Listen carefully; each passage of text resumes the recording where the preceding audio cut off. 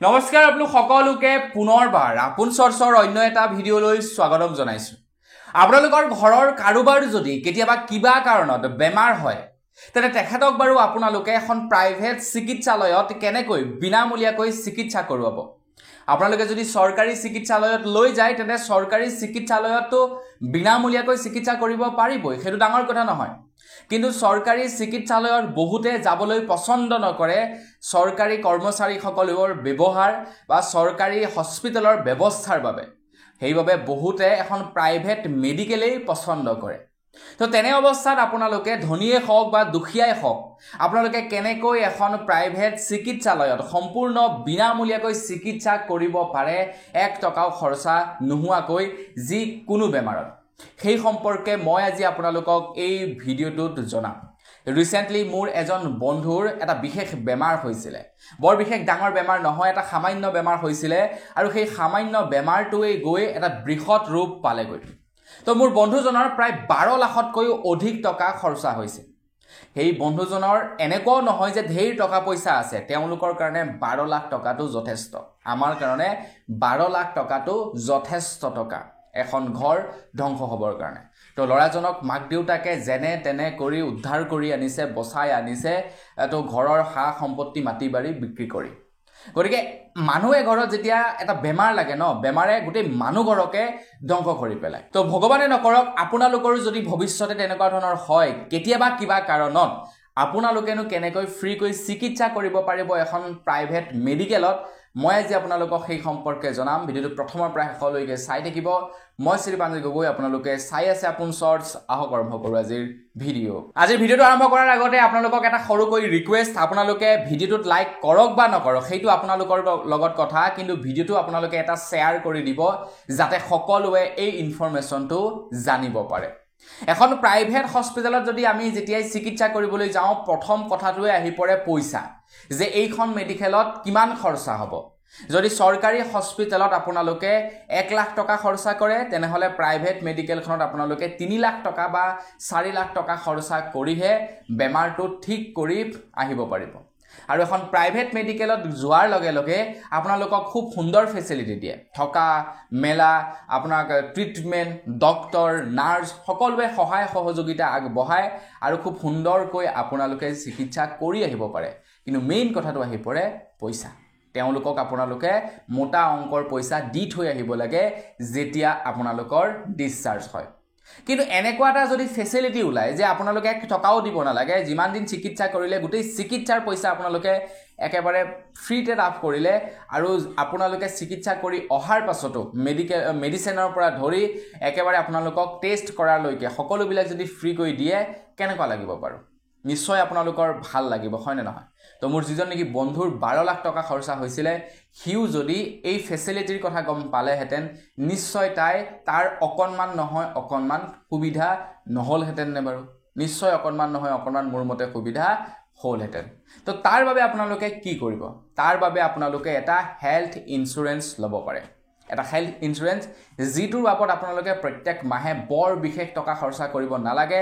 আপোনালোকে 100 টকাৰ পৰা 1000 টকাৰ ভিতৰত আপোনালোকে মাত্ৰ খৰচা কৰিব লাগিব প্ৰত্যেক মাহে। তাৰ বিনিময়ত আপোনালোকৰ পৰিয়ালটোৱে প্ৰত্যেক বছৰে 5 লাখ, 10 লাখ, 20 লাখ, 30 লাখ টকালৈকে ফ্ৰী ট্ৰিটমেণ্ট লাভ কৰিব। মানে আৰু বেছি আছে, 2 কোটি 3 কোটিলৈকে আছে। আপোনালোকৰ ইচ্ছা অনুসৰি মানে আপোনালোকে এটা মিনিমাম ল'ব পাৰে যে মই 10 লাখলৈকে ফ্ৰী চিকিৎসা ল'ম বা ট্ৰিটমেণ্ট ল'ম। তো তাৰ কাৰণে ধৰি লওক 1000-1200 টকা এটা আপোনালোকে প্ৰত্যেক মাহে জমা দি যাব লাগিব। তো এই হেল্থ ইঞ্চুৰেঞ্চনো কি, ই কেনেকৈ কাম কৰে? ধৰি লওক আপোনালোকে এটা হেল্থ ইঞ্চুৰেঞ্চ কৰি ৰাখিলে আপোনালোকৰ ফেমিলিটোৰ কাৰণে। হেল্থ ইঞ্চুৰেঞ্চটো কৰি ৰাখিলে প্ৰত্যেক মাহে যেনিবা আপুনি 500 টকাকৈ পে' কৰে।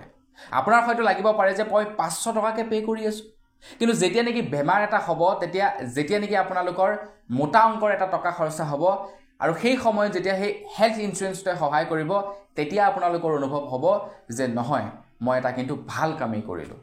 প্ৰত্যেক মাহে 500 টকা খৰচা কৰিছোঁ হয়, কিন্তু এটা ভাল কাম কৰিছোঁ। এতিয়া হেল্থ ইঞ্চুৰেঞ্চে কেনেকৈ কাম কৰে? ধৰি লওক আপোনালোকে প্ৰত্যেক মাহে 500 টকাকৈ দি আছে কোনোবা এটা কোম্পানী।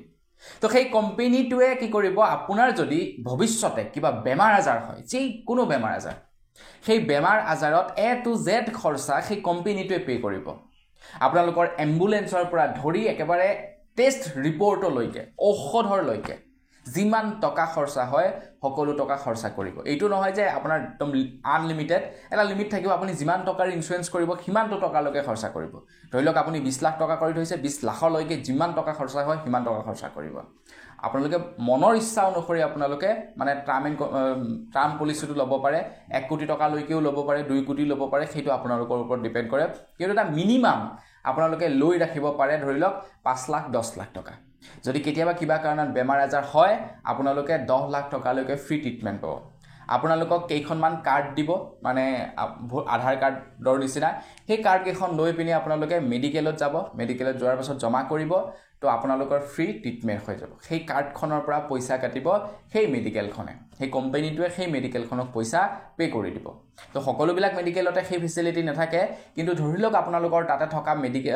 মানে জেগাটোত মেডিকেল এখনতো তেনেকুৱা ধৰণৰ মানে কোনো এখন মেডিকেলতে মানে ফ্ৰীকে কৰিব পৰা যেনিবা সিস্টেমটো নাই তেতিয়া কি হ'ব তাৰ পৰা বিলখিনি আনি তেওঁলোকক জমা কৰি দিব তেওঁলোকে আপোনাৰ একাউণ্টত পইচা ভৰাই দিব মুঠতে অপচন ধেৰ আছে সুবিধা ধেৰ আছে আপোনালোকে এটা হেল্থ ইনস্যুৰেঞ্চ কৰি ৰাখক তো যিমানবিলাক ধনী মানুহ আছে ন তো তেওঁলোকে হেল্থ ইনস্যুৰেঞ্চ মানে কৰি ৰাখে কাৰণ কোনো নাজানে ন কেতিয়া কি বেমাৰ হয় আৰু ধনী মানুহে মানে বেছি অলপ মানে তেওঁলোকে পইচাটো বেছিকৈ তেওঁলোকে মানে সেভিংস কৰাৰ ক্ষেত্ৰত গুৰুত্ব আৰোপ কৰে ধৰি লওক তেওঁলোকৰ যেনিবা হঠাৎ বেমাৰ এটা হ'ল 1 লাখ টকা এটা খৰচা হ'ল তেওঁলোকৰ পকেটৰ পৰা ওলাই গ'ল ন তো সেই কাৰণে তেওঁলোকে প্ৰত্যেক মাহে দৰকাৰ হ'লে 2000 টকা বা 1000 টকা পে কৰি দিব তাৰ বিনিময়ত তেওঁলোকে ফ্ৰী চিকিৎসা লৈ ল'ব তো যিসকল নেকি লখিমপুৰৰ মানুহ আছে লখিমপুৰৰ মানুহৰ কাৰণে কৈ দিছোঁ আমাৰ লখিমপুৰত এতিয়া ঢেৰ তেনেকুৱা হস্পিটেল আছে আপোনাৰ ডক্টৰ দাস হস্পিটেলখন আছে কেন্সাৰ কেয়াৰ হস্পিটেল আছে মানে ঢেৰ হস্পিটেল আছে আমাৰ লখিমপুৰত যিমানবিলাক প্ৰাইভেট হস্পিটেল আছে ন প্ৰায়খিনিতে আজিকালি ইনস্যুৰেঞ্চৰ কাম হয় চৰকাৰী ইনস্যুৰেঞ্চ নহয় আকৌ